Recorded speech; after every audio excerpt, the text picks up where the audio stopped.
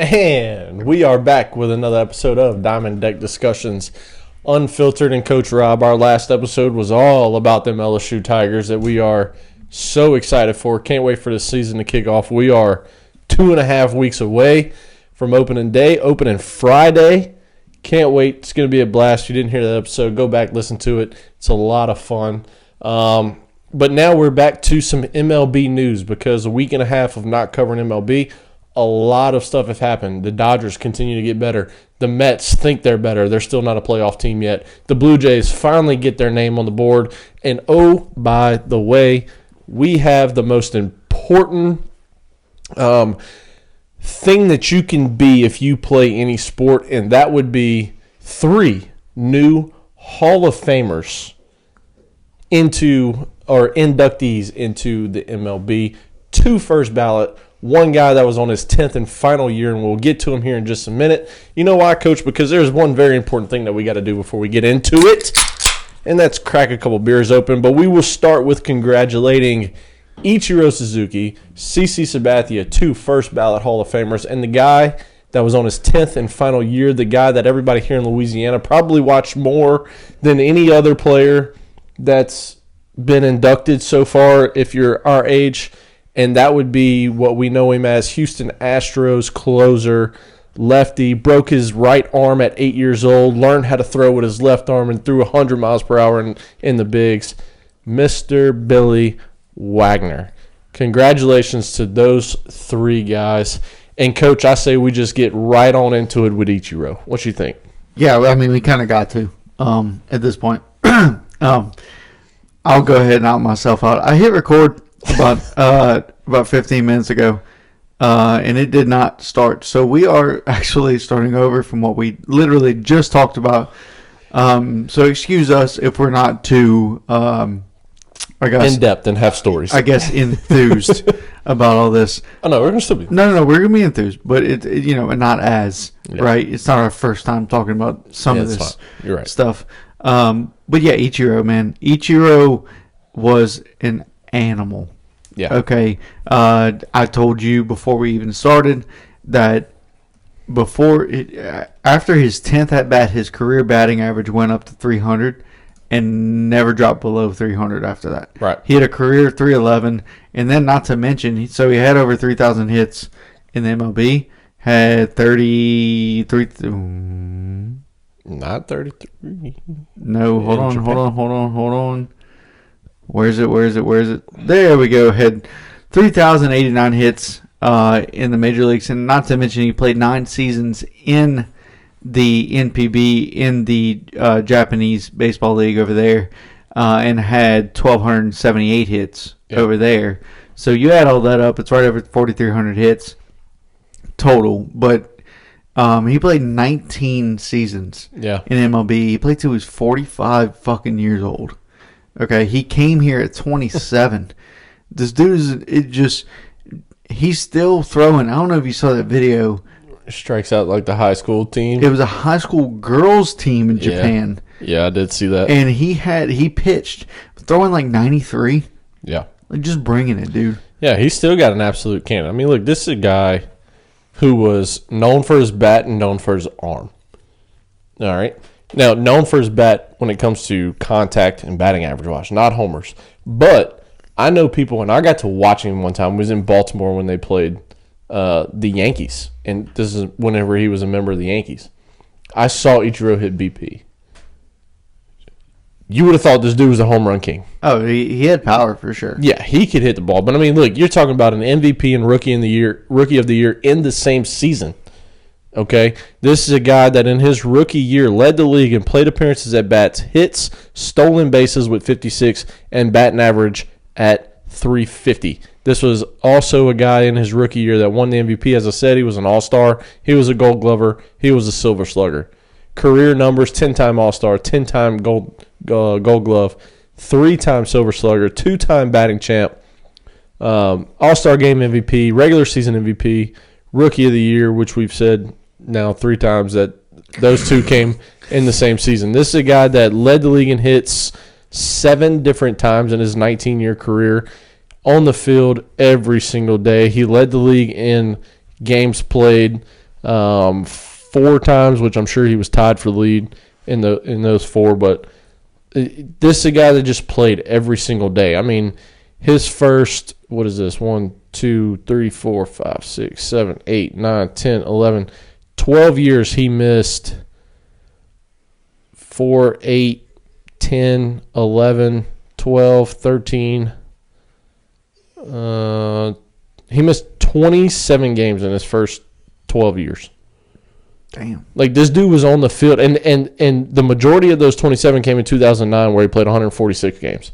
Anthony Rendon missed all that in 1 year. More than that in half a year. So, I mean, look, you're talking about a bona fide just – I think, the one beat writer out there, or the one Hall of Fame voter that left him off his ballot because he's not unanimous, he missed by 1. You're a fucking idiot, by the way. Yeah, Ichiro said he wants to sit down and have a beer with him. Yeah, because that conversation should be pretty rough. Look, this is a guy that, I mean, he's a 7-time Gold Glover in the Japan League in his 9 years.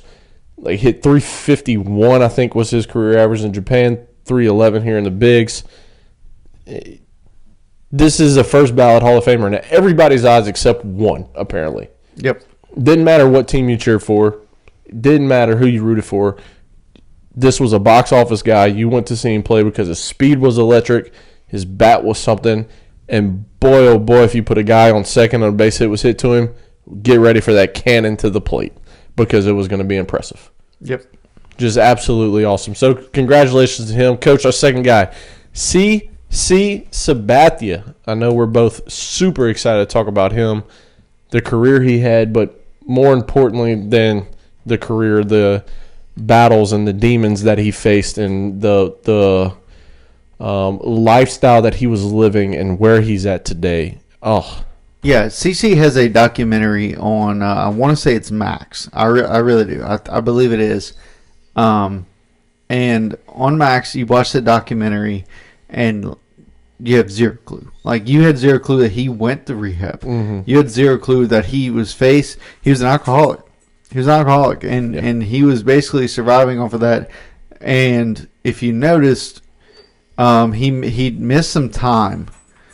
And when he did miss that time, apparently, allegedly, went to rehab and all, and when he came back, he was skinnier. Yeah. Right? Like, he was more healthy. He got on the right track. Like, this dude has just been an animal his whole life. Well, I say, yeah, pretty much his whole life. Because when it comes to drinking like that, only animals can drink like that. That's one thing I will say. Dude. But this guy was, even later in his career, whenever he started losing his command and all, or not losing command, losing velocity, he had to work on his command and was able to do it with ease. Over 3,000 strikeouts. The year Ichiro won Rookie of the Year, he came in second. Yep. Where he went 17-5 that year with Cleveland. Yeah, he threw 241 innings one year and won a Cy Young that year. This guy is a Cy Young winner. He is a 6-time All-Star, ALCS MVP, and won a World Series with the Yankees in 2009. He is a dog, dude. He's just from Cleveland to the half a season in Milwaukee, which the season in Milwaukee, he ended up not winning anything. But I mean, it was half a season, which was crazy to me right here. This is technically his career high in innings because it was 2 teams, Cleveland and Milwaukee. Mm-hmm. It was 253 innings. Okay, but they don't count as career high because it's not with one team. But 253. I mean, this whole season was fucking insane. Yeah. I'm trying to find his ERA, but it's not. For which year? For the year he was with both teams in 08. In 08, his ERA was a 2.7. He went 17-10, a 2.7 ERA, and 35 appearances. 35 games started is a lot. You look at pitchers nowadays, like 253 innings. Yeah, if you get to 32 starts, you've gone above and beyond nowadays. This dude is a dog. 3,000 and 93 strikeouts is what he ended up with. I remember watching a game where he hit 3,000, and that was just an incredible standing ovation. I think they were away. Like, I don't even think they were at home whenever it happened. Yeah. In his career, 3,577 innings. Like, that's a lot on your arm. Yeah. That's a lot on your arm. Especially, before he got older where he was throwing 98. Right. I mean, like if you throw 98 and you sign a guy for 10 years, I don't wish injury on anybody, but the Dodgers got Yamamoto for a 10-year, $325 million deal. You can bank on 18 months being missed at some point. I mean, it's just the way that it is. And he never missed. Yeah. He was there. He started in 560 games and had 38 complete games. Yeah. You don't see that often. And look, this is a guy that loved to compete, loved being better than the competition. There's a very famous thing. When I think of CC, and my best way to describe CC is... I'm sorry. Thank you. I didn't mean got me. I didn't mean to aggressively throw that beer. Very, very late in his career. So his second to last year in 2018. All right, he finished pitching in 19. 2018, he needed 155 innings to get $500,000 in bonus. Okay, they're playing the Rays. He's 2 innings away. It is the 6th inning, so would he have gotten to the 8th? Debatable. It's the end of the year. He doesn't have another start. Would he have gotten to the 8th? Debatable. But 6th inning, in the inning prior, the Rays pitcher threw behind Austin Romine in the neck area and kind of sparked some stuff. CC had already hit a guy. This is the Rays retaliation. It got kind of chippy. CC come out the dugout, whatever. CC goes in the 6th inning, drills Tampa's catcher. Did it say what year that was? 18, I said that. I'm sorry. Yeah, 18.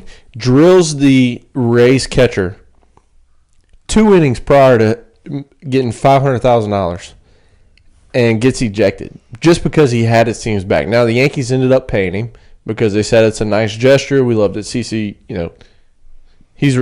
I think you said he's retiring in the Yankees hat. Yes. Like, this is his second to last year in the bigs. Like, this is it for CC, essentially. Yeah. And the Yankees said, we appreciate that he has our guys back.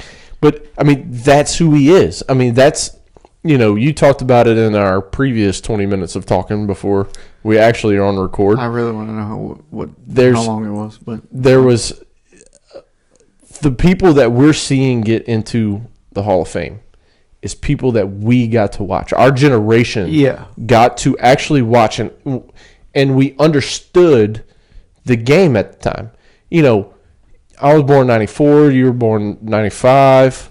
Like, sure, we got to watch guys in the 90s, but we didn't understand. No, we didn't understand the game. We were playing T-ball and shit. Yeah, when you got to watch CC from 2010 whenever he was with the Yankees to 18 or 19 whenever he retired. No, he was with the Yankees in 09. It was the first years with the Yankees. I just used the 10th. Well, so the first years with the Yankees was 09. That's the year they won the World Series. I want to say it was against the Phillies.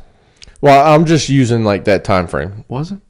It was against the Phillies, I believe. I think in the night. Yeah, that was a Jason Worth 4-2 Chase Utley. They won that, or 4-1 they won it. Yeah, I remember. I remember being at Nick Paparo's house watching really. Yeah, like Game 3, Game 4. I mean, dude, that's the guys that we grew up watching. That's the kind of baseball. There's a very very famous story. You and me coaching, 10 years old. I love this story because it's how I grew up.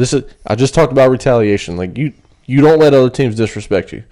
And we got a kid, didn't really pitch much, make it very quick here.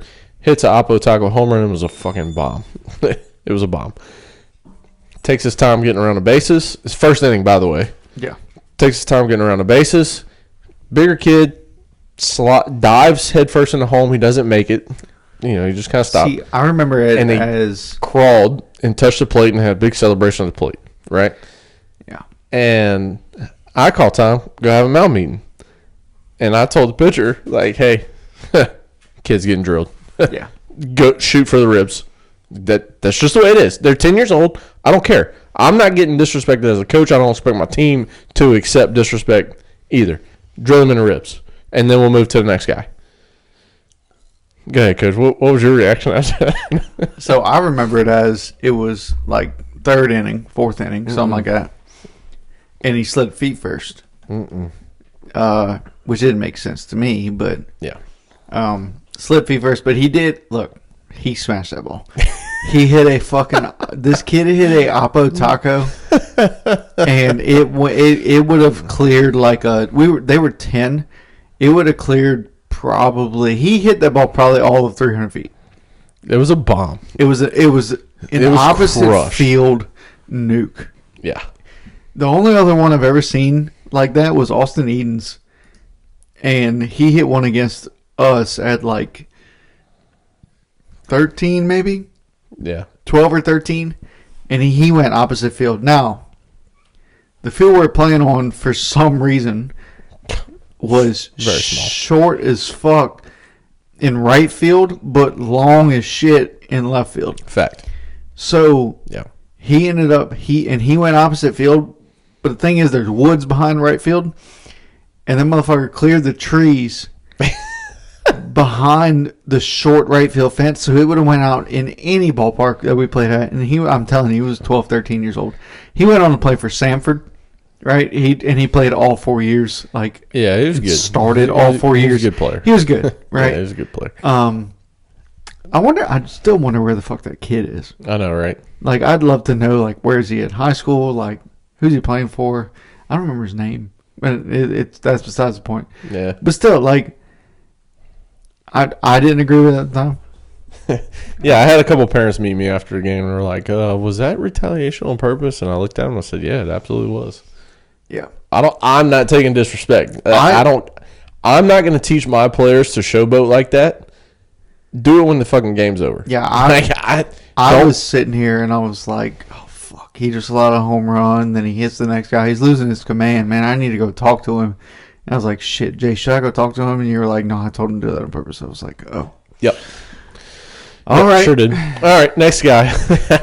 Who would suck to get hit by a hundo in the ribs. But yeah, Billy Wagner, Hall of Famer. He was on his 10th and final year. Look, this is a guy that we know as a Houston Astro. Played for Houston, played for Philly, played for the Mets, played for Boston for a few games, and then went to Atlanta for a little while. So, this is a guy that's made the rounds. I don't know what he's going to retire as. I would assume a Houston Astro. I would assume an Astro as well. He spent the majority of his 16 years with Houston. He spent 9 years there. This is a guy, again, broke his arm at 8 years old. He was a righty. Broke his right arm at 8 years old. Learned to throw lefty.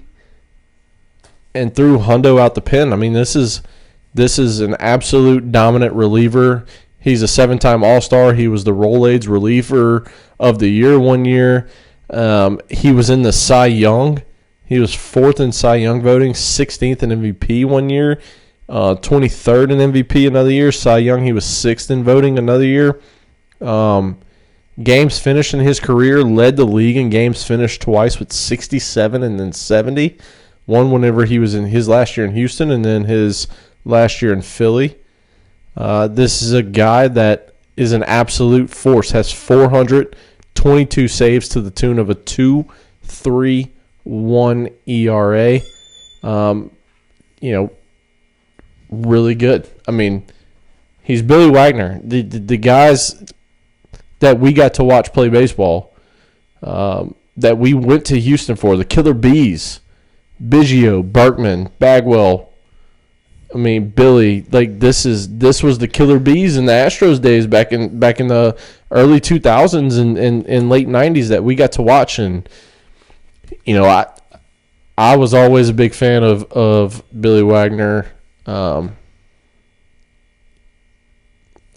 glad he's in, and it's on his 10th and final year. I mean, if he don't get in this year, he's off the ballot next year and forever. And he's got a hope on the Hall of Fame beat writers to vote him in. They have a separate vote where they can vote people in, but it's very rare. Could you imagine a lefty with movement at a hundo, like trying to hit that? Like as a righty, like you look at lefty righty matchups and all that. Yeah, that's fine and dandy.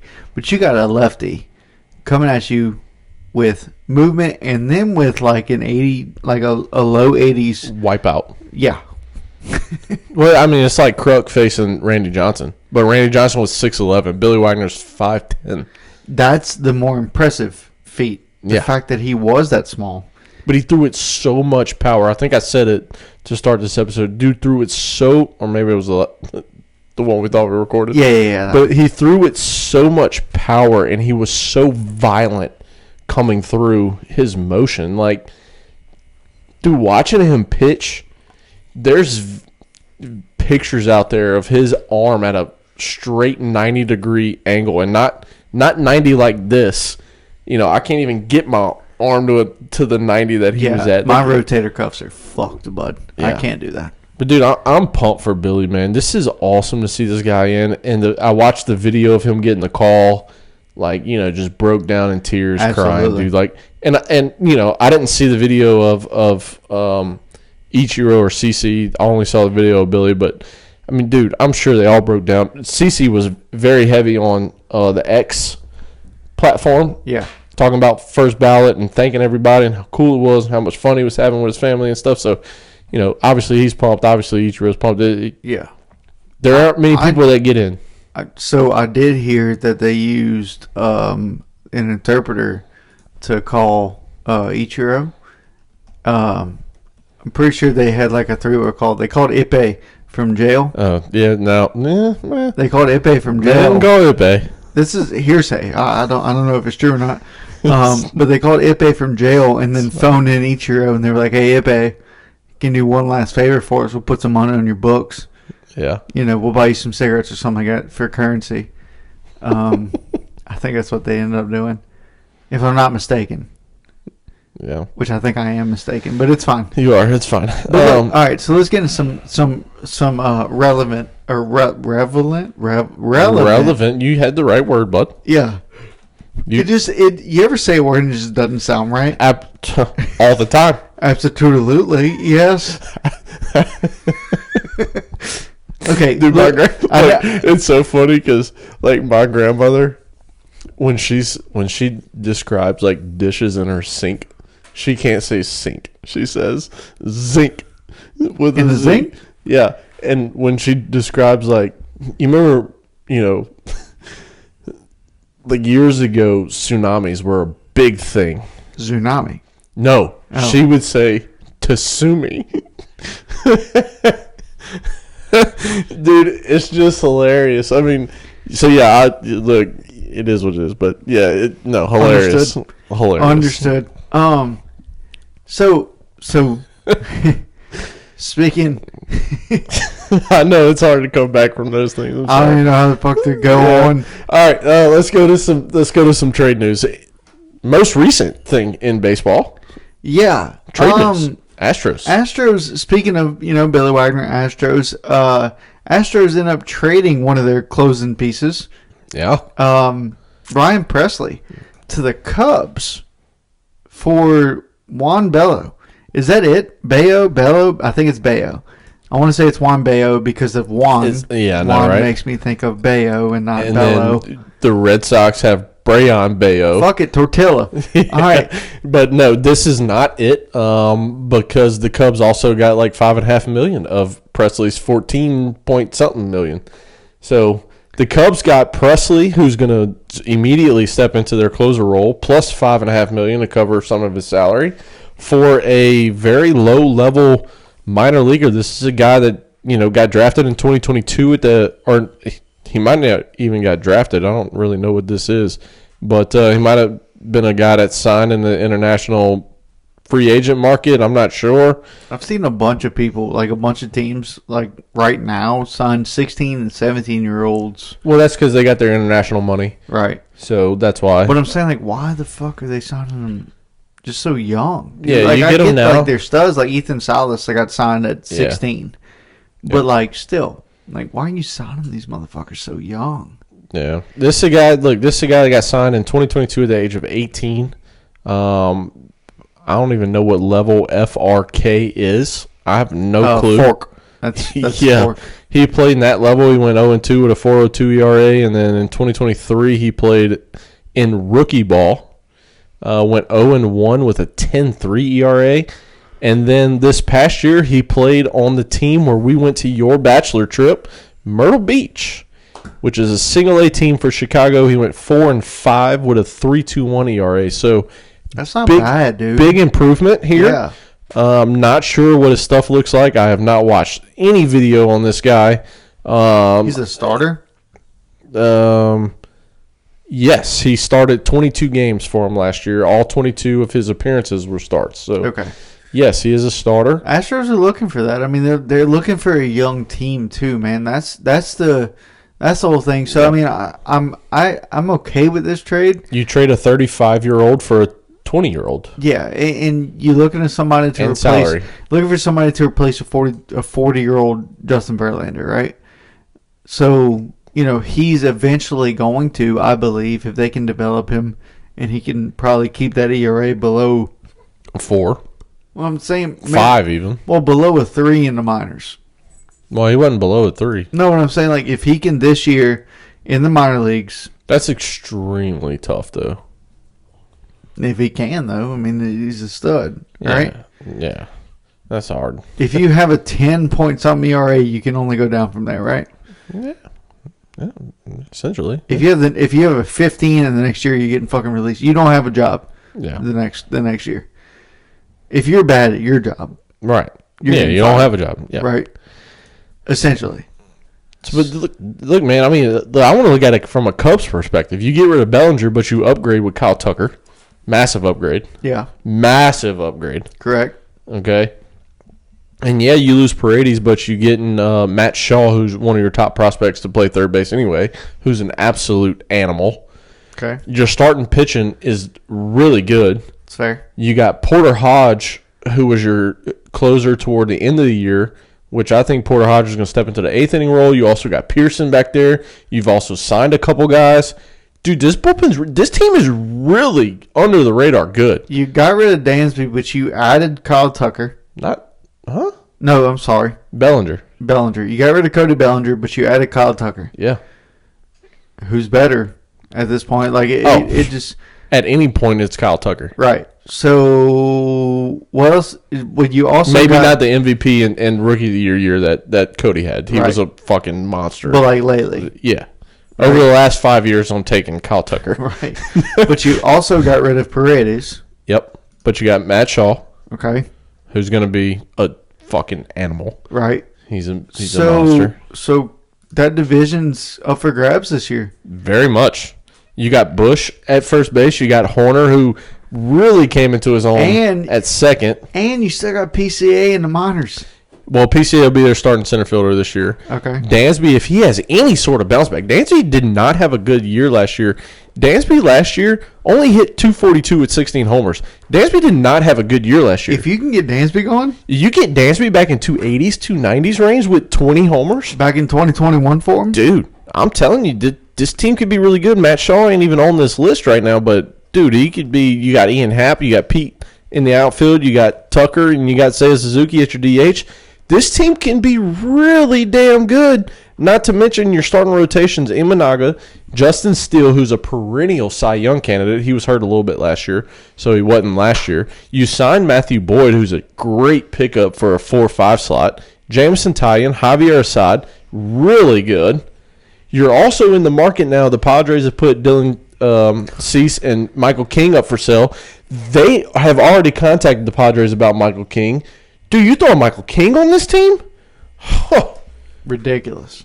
Look, I'm not picking them to win because I still think the Reds have this division right now, just with Tito and some of the pieces that they've put together. They've only added Brady Singer. This is a team that's going to be right there. I mean, man, this team's really good. This division is up for grabs. Yeah, this team's really good, man. I mean, Colin Rea, you signed Cody Patet, who's going to be really good out your bullpen. Is it Patet or PT? I think it's Patet.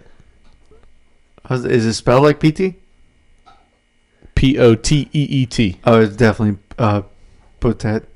Yeah, I think it's Patet. Pitot. You got Eli Morgan, who's really good under radar guy. Again, Porter Hodge, Nate Pearson, and now you get Ryan Presley.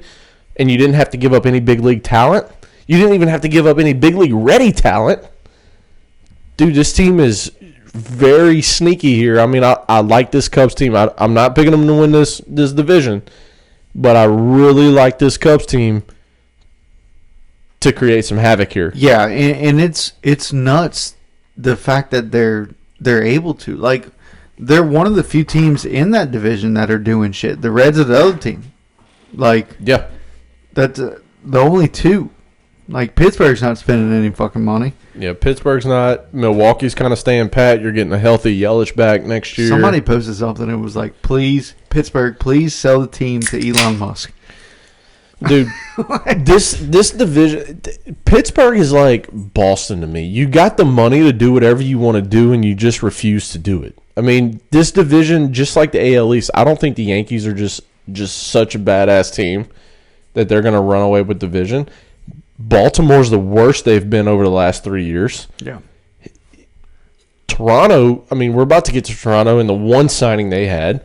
Tampa not doing nothing. Like, those two divisions are so up for grabs, it's ridiculous. And Pittsburgh refuses to spend money. You go put a Pete Alonso on this team and then trade for Luis Robert with the White Sox. And you probably win the division. Because you got the pitching, and you put two bombers in the middle of the order to go along with the young guys that you got locked up. I don't even think you put them in the middle of the order. I think you put them staggered. Like, put one bat in 4 hole, one bat in 8 hole. Like, you have to. Well, you got O'Neal that you can put in the middle of them. You got put O'Neal bat in 6. You got put Key one bat in Bryan. 4, 8, 6. Your 1, 2, 3 is fine.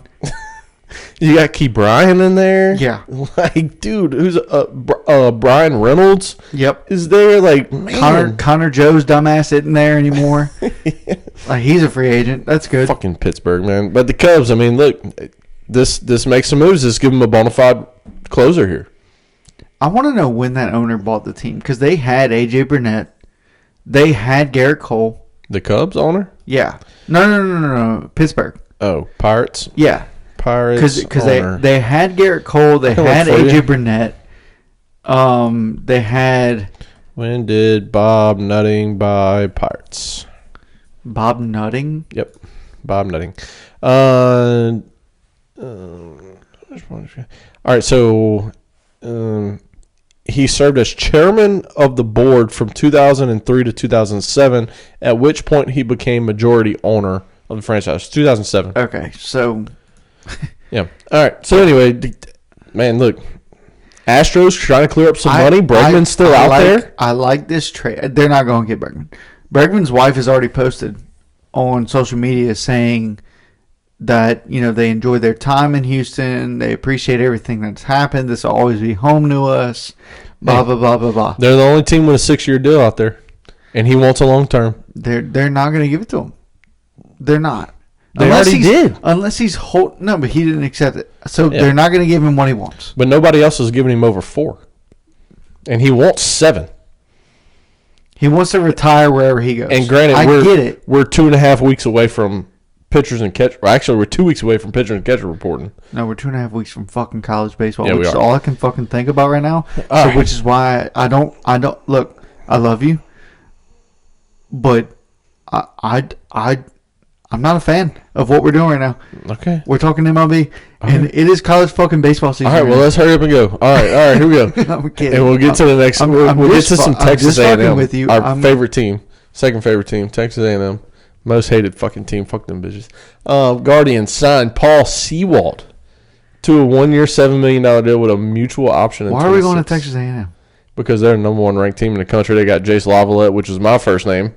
And he's the number 1 prospect, so we might as well talk about him. Dude, I 100% thought his name was Chase. Jesus. You love college baseball. I don't even know who the best prospect is. All right. He's not, though. That's the thing. Yeah, you're right. Ethan Holiday is. The Holiday family is just blessed. Yeah, but Ethan Holiday's in high school. Yeah, but he's still projected to be the number 1 or number 2 pick this coming. Yeah, well, Chase Shores is going to be fucking number 1 after he shoves. There's a possibility. Yeah. All right, Paul Sewald. Next guy we're going to get to. 1 year, $7 million for him. makes sense because he had such a down year last year after the World Series year. Yeah. But even in the World Series, like, he did not perform. So, like, I don't understand why. I get both sides. I get the 1 year $7 million, but I also don't. Like, I wish it had been a little lower. Like 1 year $5 million. Like, I think he's worth that, but he has to prove to me that he's worth that. Especially a team like Cleveland that is money conscious, right? Like, they're not going out just drop. That's why they let Frankie leave. Yeah. Jose's their biggest signing, and it was like $106 million. Right. And Jose's easily a $400 million player. Correct. In today's world. Correct. I don't think anybody's worth $400 million, but dude, in today's world, he's a $400 million player. Barry Bonds said, "Could you imagine if I was playing in today's game? He would be like a $1.5 billion player." Yeah. Yeah. Like, you're way better than Juan Soto. You're going to give Soto $765 million. 765 with options to get to 800 after Barry Bonds just hit 73 home runs in a season. Yeah. So what is Barry Bonds getting paid? Yeah. That $1.5 billion. He's doubling Soto's money. Yeah. Or almost doubling Soto's money. At 32 years old, yeah. You're giving Barry Bonds $1 billion. You're getting Barry Bonds $1 billion for we're getting lost 9 years. We're getting lost for 9 years. What the fuck do you have to do? I don't have to do shit. You're the one that said we're on time, Chris, to start this episode. I did not say that. Oh, we're gonna go back and listen. I probably said it right before we recorded, so it's not on fucking. Oh, no, camera. No. All right. Paul Sewald, going to the Guardians. Look, they fortified that bullpen. It was already the best bullpen in the league. You get another guy that's got closer experience. Obviously, he's not going to be the closer because they got a guy by the name of Emmanuel Clase. Yeah. Who's their closer. So they shouldn't have much more control over him. I believe he only has like a year or two left on his deal. I can look for you real quick if that's what you would like to know. I mean, I don't care, but I believe it's only like a year or two. Unless he got extended, which I don't remember that being a thing. Let's see. He will not be a free agent until 2029. I stand corrected. All right. He has he has a club option in 27, a club option in 28. So there's a possibility. I'd imagine they're going to exercise that option. Yeah, especially because it's only $10 million. I would venture to say so as well. There's a possibility, though, come 2027, all season he's a free agent. Don't see that happening. Yeah. Okay, next guy we're going to get to. Let's go the A's, man. The A's keep making moves. The A's keep making money, and it's mostly because they spending money, not making it. Yeah, it's mostly because they absolutely have to, because they're a revenue-sharing team, and you have to have at least $100 million payroll. They still don't have that yet. More moves are in the coming, but they sign right-handed pitcher, also with closing experience with the Rangers, former World Series champion Jose Leclerc, to a 1-year, $10 million deal. Who, in my opinion, used to be a dog, right? I don't think he might be worth $10 million, or he used to be probably worth $10 million, but he needs to show that to me this year, especially with this A's club that has made some moves and is looking to probably make a run in this division. Absolutely. With the Severino signing and J.P. Sears trade. Yes. Like with the multiple things that they've done this offseason, Jose Leclerc has to close some games out because it cannot just be Mason Miller. Yeah, Mason Miller's going to need a break. You got to have somebody there. The problem is that, yes, he's got the experience of saving games, but in the last 3 years combined, he has a total of 12 saves. In the last 3 years combined. He was hurt a little bit for that, though, wasn't he? No, he has in 2022. So in 2021, he did not play. He was injured all 2021. Okay. But the last 3 years, 22, 23, 24, 39 appearances, only 7 saves, to the tune of a 2.38 ERA, which is really good. I'll take that all day long. 2023, the World Series year, he only had 4 saves that whole year. Pitched in 57 games to the tune of a 2.68 ERA, so a little bit better ERA. They made a late run to the playoffs. They did make a very late run in the playoffs. Yeah. And then this past year, He pitched in 13 games, so you're looking at a 11-game decrease. That's what I'm saying. I think he was hurt some this year. It might have been, but only one save. 66 and 2/3 innings in 13 games. That seems about right. No, not 13 games. I'm sorry. He pitched in 64 games. Oh, he had 13 starts. That's what it was. No, he had 13 games finished, is what it said, but only one save, which means he came in the ninth when they were losing, or extras whenever they were losing. Or he blew the save, and it was a walk-off away. You know what I mean? I don't know if it's. He came in for the save in the bottom of the ninth when they weren't at home, and it was a walk-off. Yeah, that could be it. That could also be it too. But still, only one save. I mean, that's not good. No, it's not good at all. It is 100% not good. So I don't see where he had save opportunities and blown saves. It don't show that on Baseball Reference. I probably have to go to advanced stats. No, it should. Hold on.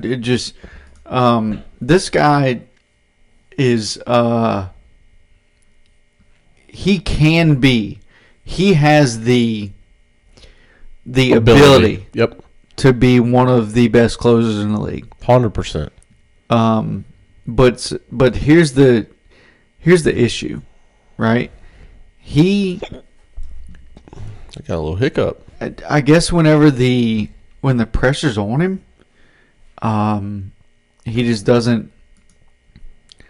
I'm not 100% sure what his issue is, man. It's tough. It's tough for me to kind of pinpoint. Is he losing command because he's, I don't know, he's just not all there. Pressing. Like what is his issue here? And I'm not 100% sure because, like I said, he has all the ability in the world to be like who he used to be. Really good. Yeah, very good. Dude's been in the league. You can't find it either, huh? Dude's been in the league for 8 years. I know you're just trying to. I can't. I can't. What the fuck?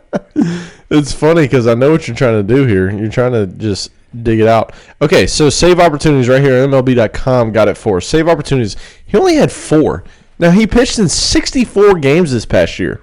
He had 4 save opportunities? 4 save opportunities. So was he 4 for 4? No, he was 1. He got 1 save on the year. 2023, he had 9 save opportunities. He converted 4 of them. Pitched in 57 games. That's what I'm saying, man. This is a guy that you're going to bring in the 6th inning. J.P. Sears and Luis Severino. What about 22? Does it show that? Yeah. 2022, only 9 save opportunities, converted 7. So his best year. So if he can revert to 2022, this A's team has a very good pickup. But that's the issue. He has to. I don't know if the A's pitching coach can get him there. Yeah. But it seems like he needs some sort of guidance. Yeah. That's the thing. You need some guidance here. Right. He needs some guidance. I think he's a good fit with this misfit A's team that we don't know what the fuck is going on. Yeah. But I really think that he's a good fit with this A's team. I mean, they got to spend money because you, according to the league rules, you have to have a $100 million payroll at minimum when you're a revenue sharing team, which is what the Rays are. They're not the Rays. Wow, the A's. They're a revenue sharing team, so they have to have a $100 million payroll. They finished last year at $79 million, so or even less than that maybe. So more moves are coming for the A's. It might be trades where they take on a big contract. They have to get to $100 million before the end of this year, end of this baseball year. Have to. What's wrong? Nothing. Bella's over there by the big camera. Oh, all right. I say the big one. The fucking. All right, let's go to the team that thinks they're making moves, but they're really not doing enough to get into. I was gonna go with the Braves. No, that's one of the big things. That's one of the big 3. We'll go Braves next, and then that bottom half right there, and then that one last. Understood. Because that's one of the big 3. I thought we were saving that, and that for last. No, the bottom one here is last. Because that's the one I'm going to hit you with something. Understood. That you don't know is coming. Understood. All right. Yeah. Okay. So go ahead. The Mets. Yeah. These stupid fuckers. This don't do enough for me. No, it doesn't. But neither did Juan Soto. Yeah, Juan Soto's not. You signed him for way too much money. You re-signed Jesse Winker, which I don't know what his contract was last year, but I imagine this year is less, or maybe right at it. But you re-signed Jesse Winker, which is good. Sure, that's fine. All fine and dandy. I loved him in the postseason. He's a great player. Miss him with the Reds. Yep. Miss him with that Reds team. But AJ Minter, your other guy, you signed 2 years, $22 million with the player option. Like this Mets team, they're going for gold, but they're hitting bronze. Yep. You know what I mean? Like, the thing about it is you have an above average team. yes. But you're also in a division where you got to beat Philly and the Braves, who are getting Acuna and Strider back. It might not be to start the season, but they're getting them back. And they got another guy that we're going to talk about in a minute that had a badass year and deserves every single fucking penny he got. Exactly. Like, I hate to tell Mets fans, and I even quoted Bleacher Report here. Bleacher Report put out 4 days ago where all 30 teams rank as of now. Guess who was number one? You know who number one is. Dodgers. Okay, guess who's number two? Of all the teams, guess who's number two? Atlanta. The fucking Mets. I don't understand that one. I'm sorry, but the Mets are not a playoff team as their lineup currently sits. Now you throw Pete Alonso in, okay, Mets are most likely a playoff team. Most likely second in the division. Yes. Behind the Phillies. But as it stands right now, dude, the Mets are not a playoff team, and Jesse Winker and AJ Minter, I'm sorry, Mets fans, it does not put you over the fucking meter of the Braves currently constructed with Strider and Acuna coming back and adding the guy that they added. Right. And Philly, who also added starting pitching, and you're expecting a bounce back year from Alec Bohm, who kind of had a down year. I think Philly comes in second in this division this year because they hadn't added the bullpen pieces that they needed. They lost like 3 guys that were main keys in their whole season. Yeah, you lost Hoffman and Estevez. And then, Estevez, I'm sorry. And one more, I thought. There was one more. I can't think of who it was. I can't think of his name, but they were all 3 like key pieces in their run. And you know, you talk about bullpen pieces. The Mets here are counting on a lifelong MLB bullpen guy, Clay Holmes, to be a starter. I mean, you know, yeah, you re-sign Sean Manaea. Yeah, you got Frankie Montas. Great. But you also signed Clay Holmes. Great. Kodai Senga, what kind of health is he going to have? We know he had some shoulder issues. We know he had calf issues. If he's healthy, he's nasty. Absolutely. But that one game he pitched because remember, he missed all season. He came back late September, pitched in one game where he pulled his calf muscle like an inning and 2/3 in and didn't pitch again until the postseason that he pitched. And this is a guy with 96, 97 in his pocket, and he was topping at 91. Yeah. After you done missed the whole year, you should be as healthy as possible. Yeah. Your shoulder, at least. Yeah. And you're topping 91? Yeah. You know what? I can't. This is not a postseason team to me. And the fact that Bleacher Report, look, I love Bleacher Report. We're subscribed to them. Like, I follow Bleacher Report on everything. Love Bleacher Report. But you got them at number 2 just because they. God bless you. Oh, thanks. You signed them. You put them at number 2 because they signed Soto. Sorry, Soto's not. That's not the end all be all for this team. They're not. They are currently constructed as of today, which is Tuesday, the 28th of January. They are not a playoff team currently constructed. They're not making playoffs. So I think they make the playoffs, but I don't think they go far. I think they lose in. They'll be in the wild card. They're not going to win the division. So they'll be in the wild card game. I think they make it to the division series, but lose out in the division series. Okay, fair. That's my assumption. Depending on what seed they got, they might play number 1 seed, which might be Braves or Phillies. Yeah. And if they lose the series to them during the year, what the fuck do you think's going to happen? Yeah. You know, so. Well, let's go to their division rival here, and that would be. I mean, do you have anything else to add to the Mets? No, I mean the Mets have to bring Pete back. I don't know enough about AJ Minter to talk about him. I mean, he's a solid reliever. He was with the Braves for years. So very solid left-handed reliever, 95, 97 in his pocket. So you sign Clay Holmes to be a starter, and then you say, okay, well, we need to sign a reliever. Yep. Instead of just putting Clay Holmes in a fucking bullpen and going sign a starter. You go get a left-handed reliever that's really good. AJ Minter's, look, let me just... Didn't he come from the Braves? Or he played for the Braves for a little bit? That's what I just said, fool. Oh, I'm sorry. Man, you don't listen to me. You know that. I know. Yeah. I never fucking paid attention. You're right. He spent his whole career with the Braves. Here's his numbers real quick just to throw him out there. He's a 5.7 WAR over 8 years. Not the best, but it's doable. 3.28 ERA. Strikeout to walk numbers 10.9. He's really good. 10.9 strikeouts per walk. So really good out of the bullpen. He don't really give up homers this past year. Gave up 6, which is tied for his career high in only 39 games. But if you look at his previous numbers, it looks like he was hurt a little bit. 39 games this year. Previous years, he was at 70, 75, 21 games that he pitched in.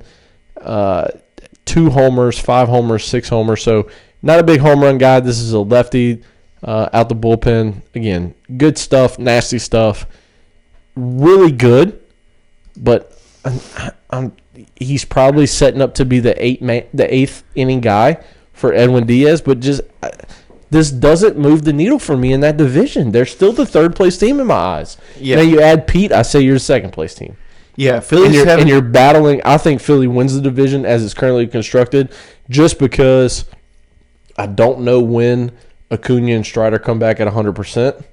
It might be in June, so that's a 2-month that you don't have them. You know, if you were to tell me Strider, they might be too far behind for them to catch up. If you tell me Strider and Acuna are healthy day one, they're playing 162. Strider's making 32 starts for you. I'm picking the Braves to win the way the Phillies lineup is the way the Phillies lineup is made.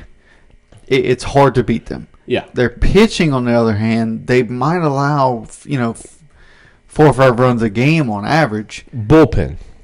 Starting pitching is going to be really good. Starting is fine, but bullpen, they might blow some saves. They might do this. They might do that. Right? So unless the Phillies sign their big bullpen pieces. Because don't forget, they traded for Luzardo. Lefty. Right, correct. But also don't forget what they lost. Yep. Right? And it's nobody in the offense. Really. No. They were looking to trade Cassie and they were looking to trade Alec Bohm, yep. which they might still trade by the deadline to add a bullpen piece or 2. Yep. You know what I mean? So it just all depends on what happens and where they're at in the season, right? If they're leading the division by 5-6 games and come trade deadline, they might go trade those guys for a bullpen piece, depending on how they're doing. Yeah, depending on how the bullpen's holding up and how exhausted they are. Well, also depending on how Bohm, like if Bohm is having a fucking season, bud, they might still trade him, but they'll get a lot for him, right? But if he's not having a good season at all, they might not trade for him. Yeah, they might keep him and just say fuck it. Yep. I don't know. I don't know how that's all going to play out. But I think Braves Phillies are going to be your top 2 teams in that division. Yep, I agree. I think Braves and Phillies. I'm expecting speaking of the Braves, and that's who we're about to talk. Go ahead and talk about them. I'm about to piss myself. Okay. But I really want you to hear. I'll talk about the signing. Yeah, go ahead. Talk about the signing, and then we'll figure it out from there. Okay? All right, sounds good. So the signing, Jurickson Profar of the Padres. The Braves bring in on a 3-year, $42 million deal. It's a great deal for the Braves. We both agree on that. This is a guy that's a big utility player. If you know Jurickson Profar, he's played all over the field. Left, second, short. Guy can play all the outfield positions, not just left field. Had a career year with the Padres last year. His career best WAR at 3.6. Played 158 games. 280 average, 24 homers, which is the most of his career. 158 games, also the most of his career. 280 average is the best of his career. 280 average. Look, this is a guy that it took a long time for him to come into one, and he finally come into himself. Spent time in Texas, Oakland, San Diego, Colorado for a little bit, half a season, a little bit over half a season. this is a great signing for the Braves, not knowing where Acuna is coming back yet. He can fill that void. You still got Kelnick, who you traded for last offseason, which I do think the Braves try to find a way to move Kelnick's $14 or $17 million salary. Welcome back. Hey, I don't know if they do that or not. I mean, it's going to be tough. I think they really signed Profar to replace Acuna. But yeah, that's what I just said. For the time being. For the time being, you don't know where Acuna is going to be on that recovery scale. I mean, they have a way better option or know-how of us. But as it currently sits, you also went out and signed Brian De La Cruz. Now, let's not forget, Brian De La Cruz is no slouch. No, this was Marlins' best player last season, and the Pittsburgh Pirates traded for him. And after they traded for him, they proceeded to go 0-10, and he was absolutely horrendous. But you're talking about a guy that Coach Rouse playing footsie, and it's got me all jacked up here. What's wrong, dude? You're talking about a guy in Brian De La Cruz that if he can be any part of the Marlins, Brian De La Cruz, I mean, this is a guy that when he was with the Marlins was 15, 18, 19, 20 homer guy, like known as their best outfielder. He's not gonna, his numbers aren't gonna pop off the chart to you with a 257 batting average, but you love that if you're him. And then you got Michael Harris in the outfield. You got Kelnick, as I said. You got Ozuna locking up the DH spot. And I think one of the biggest bounce back candidates this year, for whatever reason, they have Orlando Arcia as their starting third baseman over Austin Riley. That's not going to happen. No. I think one of the best bounce back candidates this year is the guy that had a down year, and I know I'm going to say these numbers and be like, down year, that sounds like a great year for most people. He played 162 games, had 29 homers, hit 247. Matt Olson is due for a monster season. He's going to go right back to those 2023 numbers where he hit 283 and hit 54 homers. I'm not saying he's going to do that, but I'm expecting Matt Olson to be 270 with 42, 44 homers, somewhere around there. This is a massive bounce back candidate for me. I love Matt Olson. I love the swing. I love how it plays in Atlanta. You got Murphy behind the plate. You got Ozzy, who's going to be healthy. Let's not forget Ozzy missed some time last year being hurt. You got Arcia.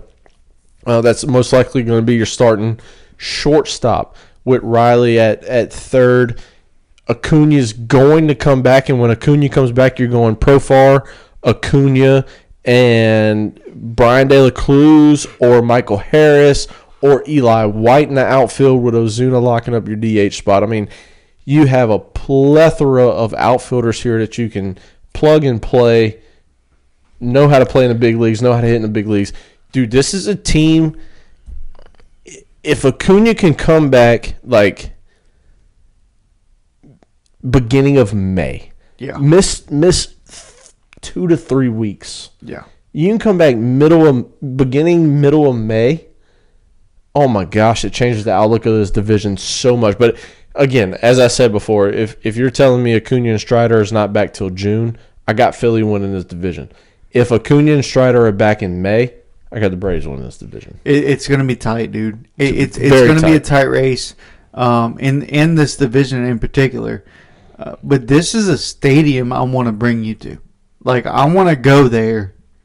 Oh, love Atlanta. Yeah. I've been once. You've been in the new stadium? I didn't get to watch the game. They were under construction. For the new stadium, right? Yeah. I didn't get to watch a game, but being there was So I went 3 years ago. Phenomenal. Okay. I went 3 years ago. Shout out to my ex, not going to name her name. But on the way there, right? So I bought the tickets. It might have been during COVID. Okay. It was like the 2020 year for Christmas. And we went to the game, I believe, in 21. If I'm not mistaken, it was in 21. Okay. And I bought the tickets for Christmas. It was her present. She wanted to go. I got a Freddie Freeman jersey, and it was 21 because it was the year they won the World Series. We went, And it was in April, like beginning of the season. Well, we're on the way there, and she said, "Where are we sitting?" And I started to look it up, and my tickets weren't there. Oh boy, that's so scary, dude. Oh, it's so scary. So come to find out, she grabbed my phone and she called. Hell yeah. She called whoever and was on the phone with them. Put them on speaker. I'll be listening, bud. My turn. Yeah. So put them on speaker, and it was. She ended up saying like what happened pretty much, and it was apparently COVID restrictions limited X amount of people to go to the ballpark. Well, when they lifted that a little bit and made more capacity to go to the ballpark, and when they did that, they refunded everybody's tickets, and you had the option to buy them again. And when that happened, I didn't receive an email. I didn't receive a text, a phone call, nothing. So she called, and when she found that out, she started just bitching and bitching and bitching. I had this lady, and they were like, sorry, the game's sold out. And we were on our way there. We were 2 hours into our drive. It's an 8-hour drive. And we're like, well, we're not turning back. We already have the hotel room and everything. And the hotel room was literally a 10-minute walk to the stadium. And we are 2 hours we're on our way. And I pull over on the interstate by an exit, and I'm like, all right, like I'll just sit here, I guess, and wait until she figures this shit out. Well, so she's talking and talking and talking to this woman, and the woman's sitting there like, yeah, we're sold out. Well, finally, she's like, after Karen goes full Karen, right?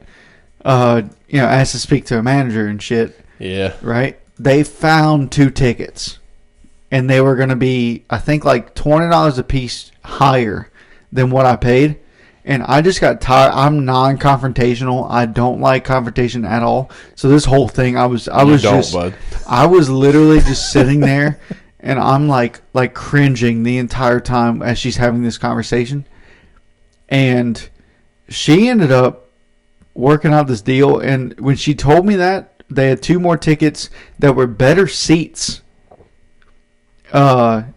And I forget what section, but I need to remember what section they were. I think I can go look at my profile and find that. But this section that she had us in, like as soon as she said, hey, they're like $20 more expensive, do you want them? I said, yes, absolutely. Go. Like, get them now. Yeah. Quit talking to this woman. Like, it's fine. The answer is yes. Yeah. So, dude, like, we get there, and we have our own bar. Like, it's called Chipper's Corner. It's down at third base line. But the section we sat in was called Chipper's Corner. It was like $120 a ticket. Mm-hmm. But you have your own concession stand just for this section. You go down in there, and there's nothing but pictures of Chipper Jones and this and that. Like, it's fucking amazing. I wore my Ascension Braves stuff. Just so that way you can have some Brave stuff on there? Right, exactly. Solid. Like, dude, and it was such a great game, too. We did the chop. Like, dude, but even like the night before, we sat outside of right field at the right field lounge, like the bar right outside of right field. Yeah. And you can hear the game, and you're watching the game. The atmosphere is incredible. The Mizuno headquarters is downtown Atlanta. Yes, it is. And Been there. It is phenomenal. And ESPN's also right there, too. Yes. Yeah. So, dude, like, that'd be a place. I think we need to try to book a trip there this year. I haven't looked at the schedule or anything, so I know. Look, I'm getting married this year. You're getting married this year. I think it'll be. I think we can kind of try. We can try. I'll get you on the try bus. We can try like August. That's when my bachelor trip is, bud. It's August. We're going to Houston. Okay. We're going to watch the Red Sox. A weekend wouldn't be that bad. Save up now. Yeah. We got time. Yeah, start saving now. Yeah. Save $10 a check. And we got it. Okay. Yeah, whatever you say. All right. You got your Braves Perfar fix on while I was peeing or what? Yeah, Perfar, 3 years, $42 million. Great pickup for the Great Braves. pickup. Yep, yeah, I agree. All right, Blue Jays finally get their name in the hat here. Blue Jays, after missing on what feels like everyone. Everyone for the last, 3 years? Yeah, that's what it feels like. Since Springer. As Coach Rob would say, Anthony Santander, as MLB people would say that know his last name, Anthony Santander, signed a 5-year, $92.5. I need to go play MLB The Show and just listen to him come up and see what they say. Yeah, Santander. Signs a 5-year, $92.5 million. Coach, can you believe? And I mean, we're going to get to the Dodgers here in a second. But the Dodgers are known for what? The Los Angeles... Doll hairs. No. It starts with a D. And the last part of it rhymes with Earls. Or Deferrals. Okay. Yeah. Yeah. Would you believe that another team is deferring money? I know it's hard to believe if you're on social media that it feels like the Dodgers are the only team that can defer money. But Anthony Santander signs a 5-year, $92.5 million. Coach Rob, you want to take a guess on the number of deferred money there? Because it's not on the board. 80? No, not 80. That's a little bit too high. Just a little bit. 60? $61.75 million is deferred over that 5 years. So what's the breakdown on that? The breakdown is this right here. 2025, he'll get paid $13.5 million. $10 million is deferred, so he'll get paid $3.5. Okay. 2026 more than Ohtani. 2026 and 2027. So all these years are $10 million deferred.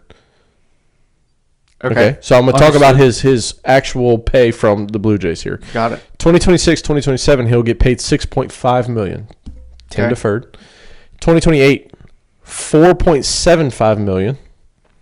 And 2029, $2.75 million. Any incentives?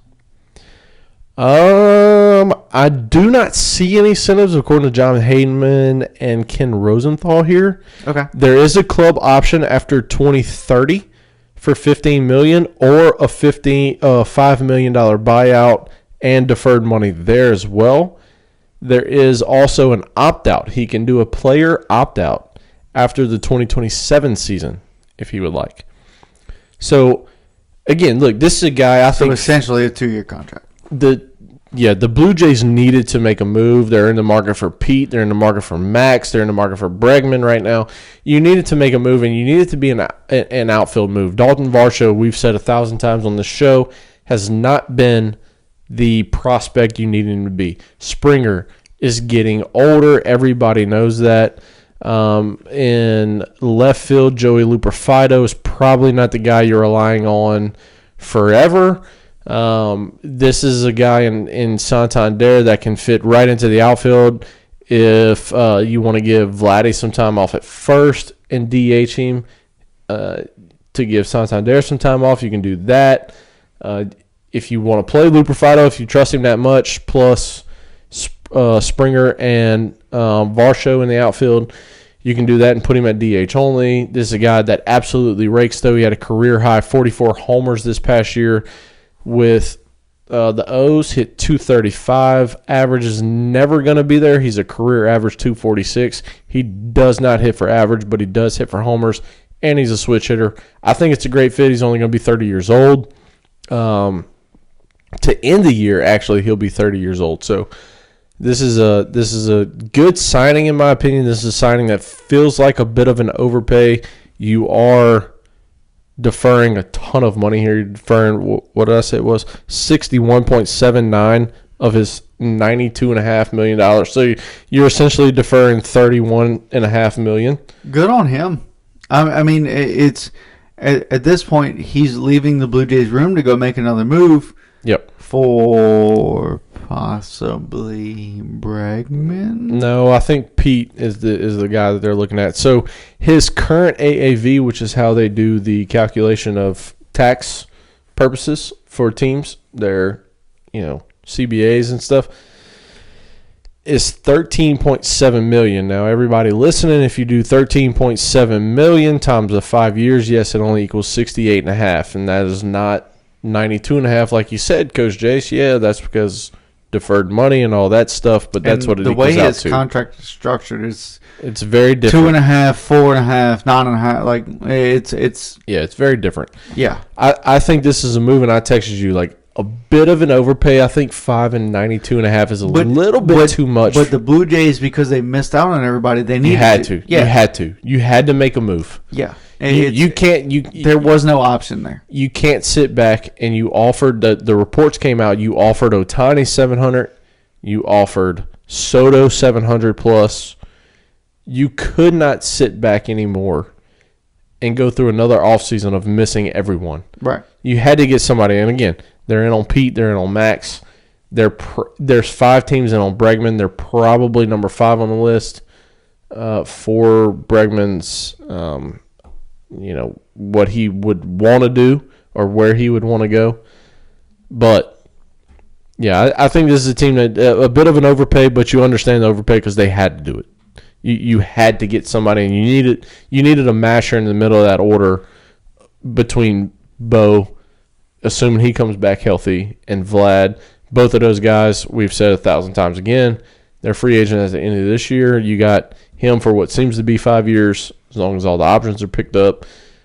Maybe even 6 years if you pick up that last one in 2030. So, but it's not a bad deal. It's not the greatest deal. It's not a horrible deal. It gives you a building block of 40 homers. You're hoping. No, but unless a miracle happens, they don't make a playoffs. No, you're still currently the 4th place team in this division. Right. The Rays are worse than you, but the other 3, Boston, O's, and Yankees are all Boston's had a very good offseason. Yep. Yankees have somehow gotten better without Soto. All pinning that Aaron Judge doesn't drop a fucking fly ball in the outfield. All pinning that the Yankees don't forget to play baseball or how to play baseball. And the 5th inning. The Orioles just signed fucking Austin. No, they got rid of. I'm sorry, not Austin Hayes. Austin Hayes just signed with somebody else today. They did come to agreement with Orioles have also built Jorge Mateo. Yes, Orioles have also built, and they still have a young-ass team, a very good young-ass team. A very good young team. The only question they might get swept in the fucking playoffs, but still, like the only question mark for the O's is who's your ace. You don't have a bona fide ace. You got a lot of guys that are like number 2.5. Right. Eflin 2.5. Grayson Rodriguez. Orioles maybe a solid Orioles 2. are going to win some games, but they're not going to dominate. Yeah, they'll be over 85 wins. Yankees are going to win this division. As it currently stands, yes. The Yankees won the division. It's going to be a toss-up between 2nd and 3rd between the Red Sox and the Orioles. I agree with that. In my opinion. But all right, Coach, let's go to the last team, and guess who it is? The Los Angeles Deferrals. Yeah. Or the Dodgers. Yeah, they signed fucking 2 pitchers. Yeah. Tanner Scott and Kirby Yates, which Kirby Yates we don't know the contract of because apparently they have to offload somebody to be able to fit him on the roster. They have made Tanner Scott official. It's a 4-year, $72 million deal. That did become official. Kirby Yates, they are in agreement on a contract, but they cannot make it official because their 40-man roster is full. So they are having to trade. They are forced. Could they possibly sign him to a 1-year minor league deal with, when I tell you, a fuck ton of incentives? It'd be like $2-3 million to reach 60 innings. I mean, theoretically, yes, but he would have to stay in the minors. If he got called up to the bigs, you have to make a spot on your 40-man roster. But that's what I'm saying, with the invite to spring training, right? And then from spring training on, you find out, okay, this guy's just not going to make it. That's the spot. Yeah, but Kirby's going to be there. I mean, this dude was 7-2 last year, career high in WAR with a 3.3 in WAR, pitched to a 1.17 ERA at 37 years old. This is a guy that knows how to spin the baseball very well. He had not a career high, but above career, right at career average of strikeout to walk ratio at 12.4. I mean, he was an All-Star last year. He was 8th in Cy Young voting. I mean, he's only been an All-Star twice. 2019 was his other one, and he was 9th in Cy Young that year, and he was 8th in Cy Young this past year and an All-Star. I mean, this is a guy that they're gonna find a way. Come day one of the season, he'll be 38. And I mean, very soon. He's 37, 309 days old as of today. Come day one of actual games, regular season will be 38. But this is a guy that figured it out, man. I mean, he don't have 98, 99 in his pocket, but when he was at the Padres, he was fucking disgusting. In 2019 was his second lowest ERA at 1.19, where he pitched in 60 games. He led the league in saves with 41. This past year, he pitched in 61 games, had a 1.17, so only a .02 ERA better, and 33 saves. I mean, this is a guy that knows how to close out a game. It's not like the Dodgers need closers. I mean, you re-signed Trinan, you got Kopech, you got Tanner Scott, who we just mentioned. That's why you don't have a spot. That's why you don't have a spot for him. But you got older guys that you'll move on from. I mean, they're gonna figure out a way to trade Ryan Brazier, and if they don't find a trade partner, guess what they can do? Release him. He's off the 40-man. Boom, here comes Kirby Yates. What they're doing right now is they're just taking guys off of the free agency market that they know would beat them. It's really that's all they're doing. I mean, Tanner Scott.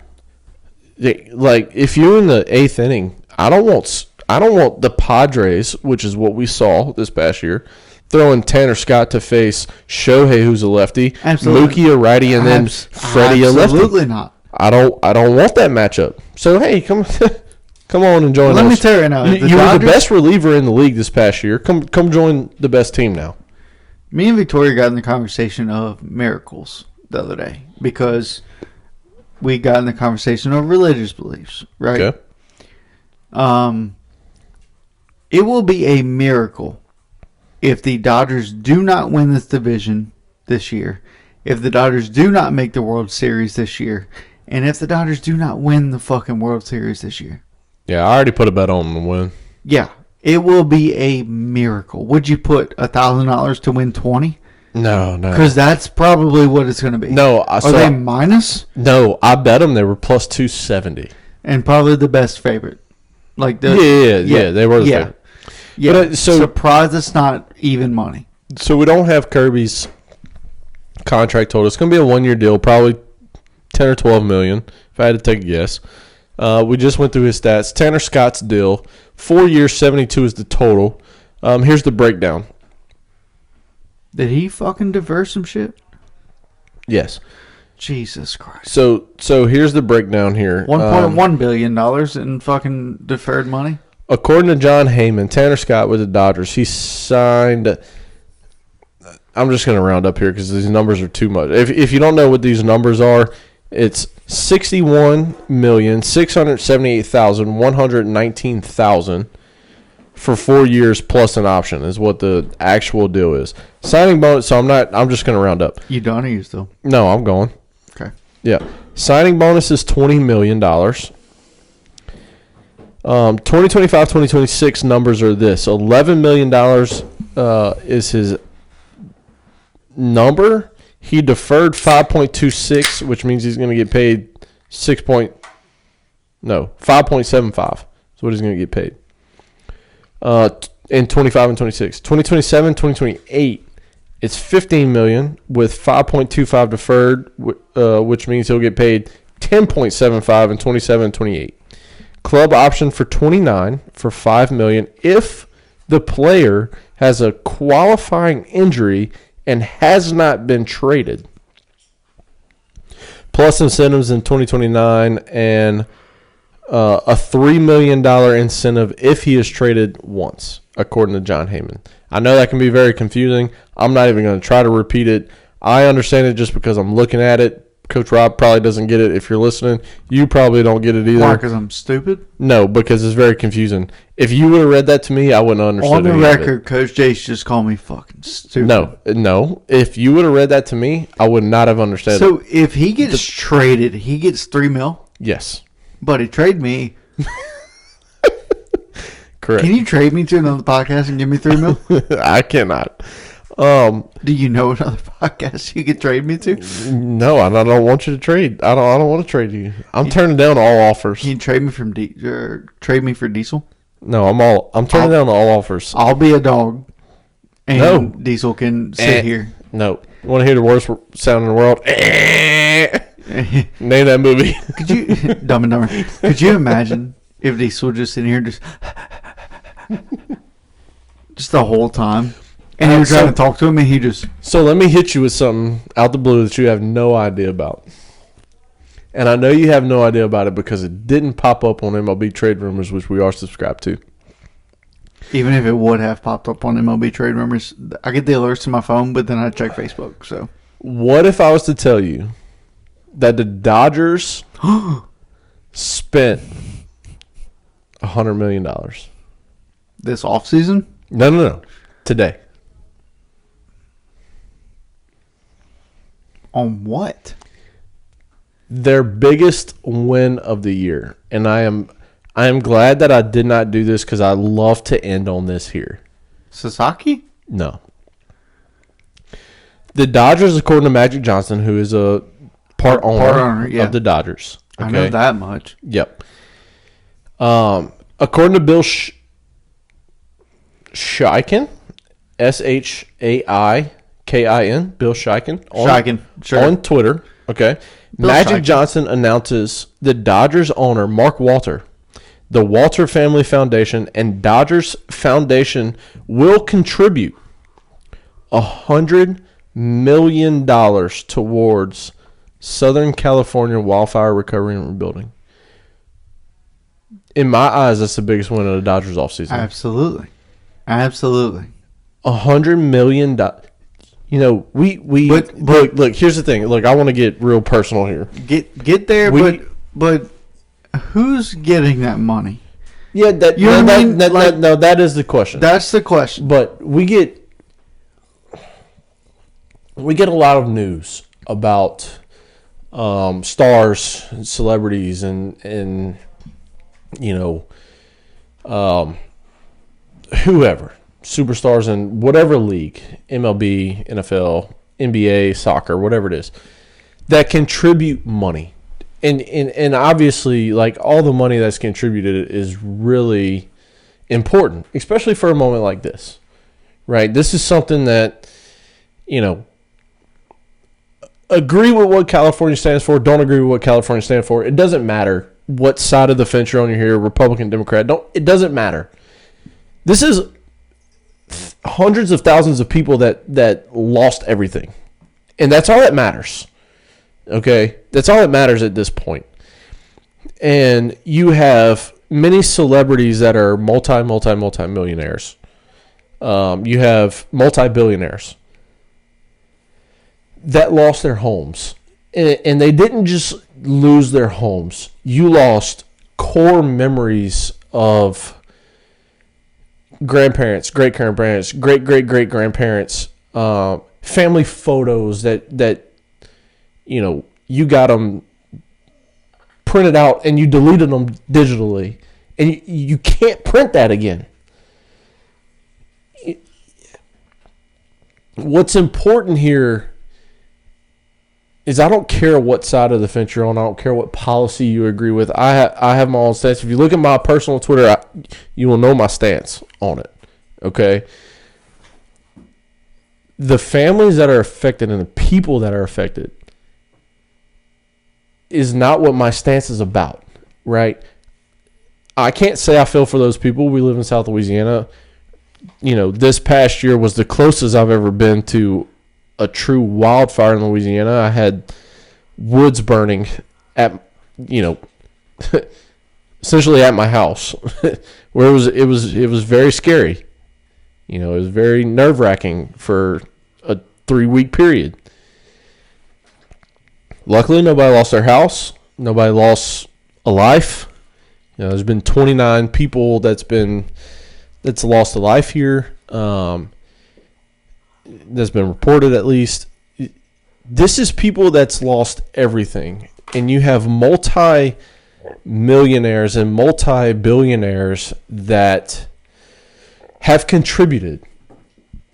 But they've contributed a few $100,000, maybe a couple million. And that's great. I don't want to take away from that. But you're talking about a Dodgers team that is hated amongst baseball fans right now because of what people are considering they're ruining baseball.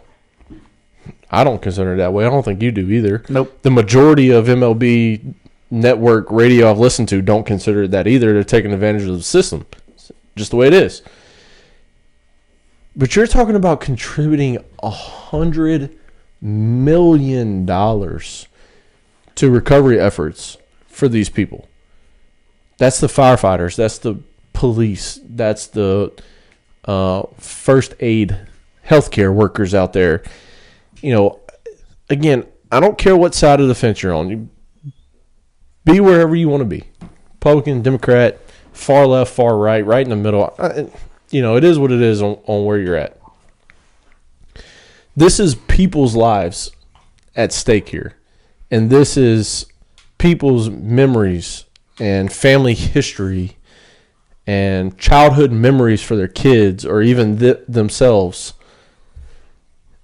That is gone forever. And yeah, you can rebuild. But you can never say, this is where I grew up. You have to say, I grew up here, but we had to rebuild because of a fire. And we lost this, that, or the other. And the fact that the Dodgers are doing this, I don't know if you saw this. I just kind of said I figured you didn't know because I just saw it. I didn't know any of it. But, dude, you're talking about a team that is the media focal point right now in all of sports. All of sports. Because of the international stars they're bringing, because of where they're located. LA, Los Angeles will always be the media focus of all sports. Lakers, Dodgers, Angels, San Diego, a little bit farther away. That area will always be the media focus. Golden State. Yeah. I mean, it's and that 100. You can't even put that into perspective how much $100 million is. I'd be willing to bet anybody that's donated, everybody that's donated, the total hasn't reached $100 million.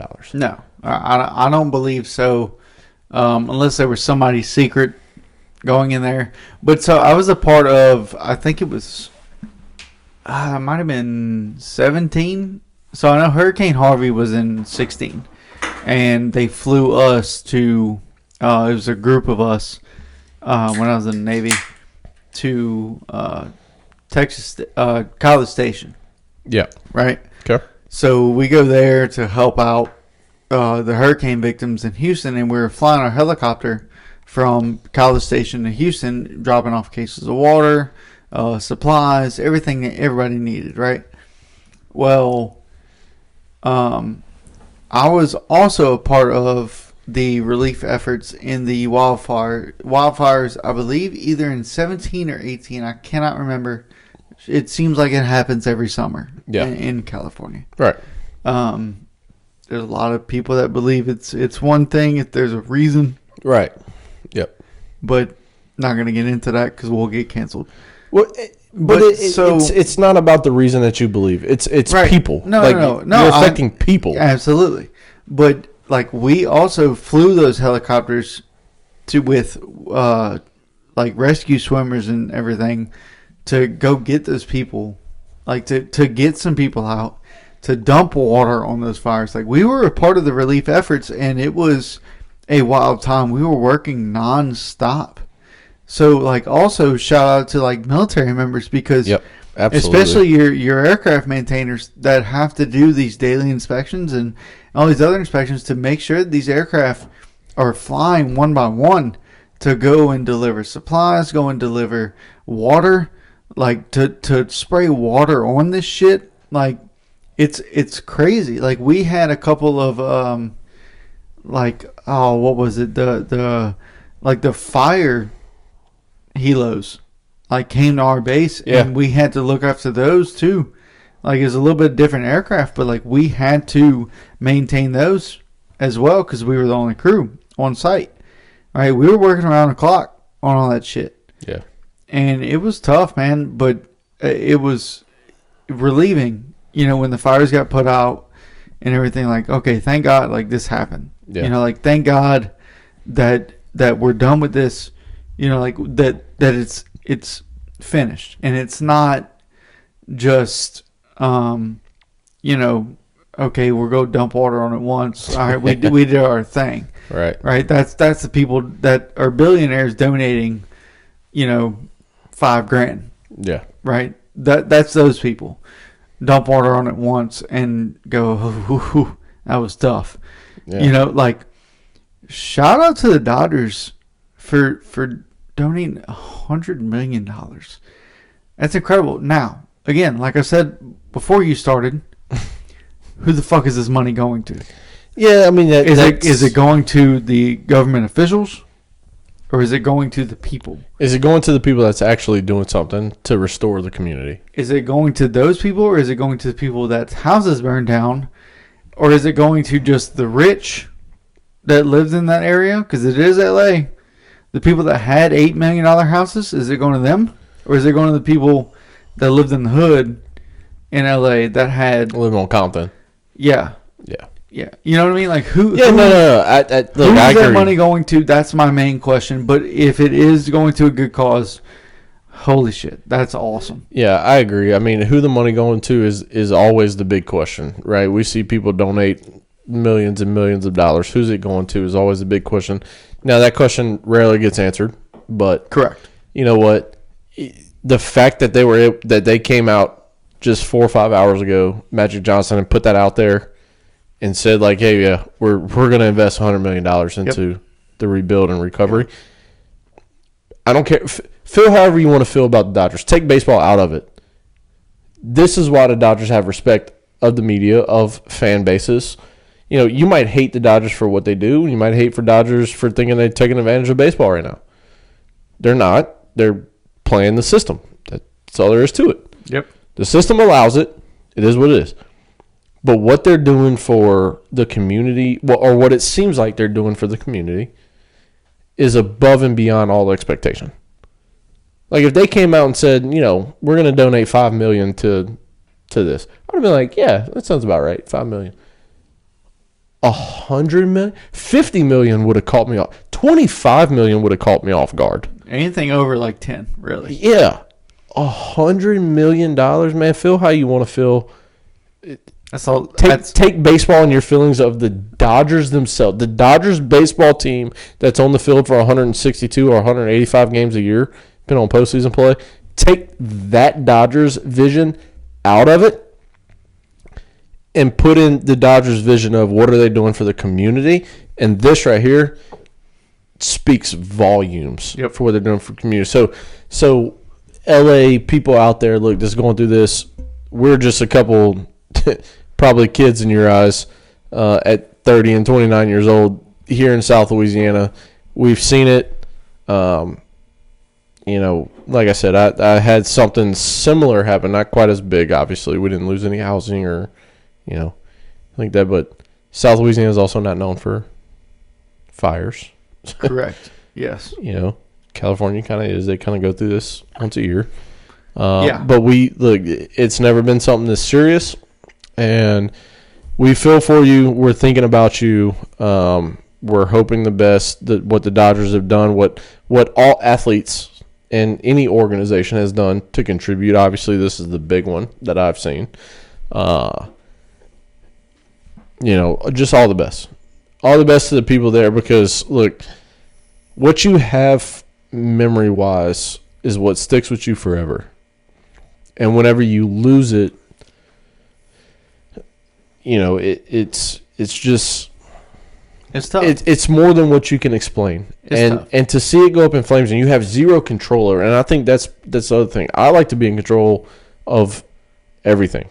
Like, yep. Not everything, but I live with the mindset of if it's out of my control, I'm not worrying about it. Like, I'm not stressing.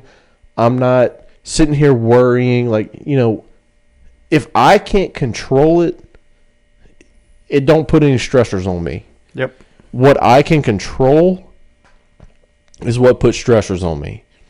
This is out of everybody's control. Correct. And so everybody out in LA, out in the Palisades, out in all the areas affected, because it's not just LA, it's not just Palisades, it's multiple other regions of California too. Just know that a couple boys here down in South Louisiana, we've seen it. We're thinking about you. We see what you're doing. We hope everything gets back to somewhat of a normal state here soon, because I don't think all the fires are contained yet. So hopefully you can start rebuilding here quickly. You can get back to what feels like a normal life. Obviously, things will never be normal after this. But Coach Jace, Coach Rob here, just know that we see what's going on there. And South Absolutely. Louisiana, we might be different on the spectrum when it comes to what we vote for, what we think about politics-wise, and the reason behind this, but this has nothing to do with politics. No. We're talking about people losing everything. Yep. And that's all that matters. Yeah. Is that people lost everything. So, Coach, why don't you go ahead and take us out here? Yeah. Speaking of on the spectrum, I am. So, hey, thank y'all so much for tuning in. This is Coach Rob, Coach Jace. This has been a great time. As always, we have an amazing time on here. We'll do this pretty much whether you watch it or not. We appreciate y'all so much. Thank y'all for tuning in. This has been Diamondback Discussions Unfiltered.